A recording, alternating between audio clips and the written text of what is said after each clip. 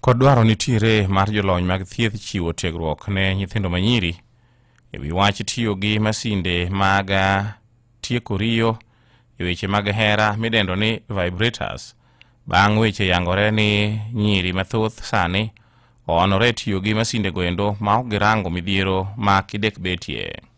Magi ne oyangore Mombasa e nyasi midendo ni The Girl Summit mane okelo kanyakla nyiri mawuok e counties mopogore opogore pacho kaendi, kuma wachore ni thoth nyiri tiyo gi masinde goendo mar tieko riyo kendo gayo tuoche kaachiel bende kod iye moiw.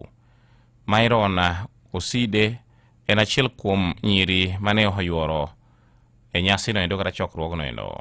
In sexual reproductive health, we realize that girls need to know more about artificial sex. It is here with us and it's not talked about. The use of vibrators. Why are they using the vibrators? Is it that the men are not empowered enough in sexual reproductive health? Do they want to satisfy themselves in order to avoid infections, sexually transmitted infections? What are the advantages and disadvantages of using the vibrators, the artificial sex way of satisfying oneself? We need to talk about it. We need to raise an awareness of it and to sensitize people on it.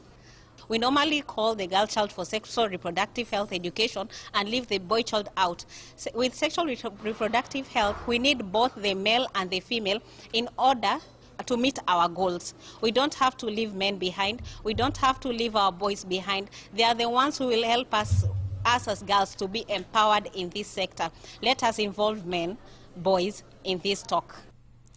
Weche lokruok makor lwasene bende oyangore ni osebedo ka kelo midhiero ne nyiri, gino ma samoro miyo moko kuomgi weyo sikul kendo ringo dhi e keny momondo kata keny moiw mar reso ngimagi. Omiyo dwaro nitiere mar nywando nyiri chenro mar rakruok gi weche mag midhiero mabiro mikelo kod wach lokruok e kor lwase, kaka Venus Chitachi leronwa niendi.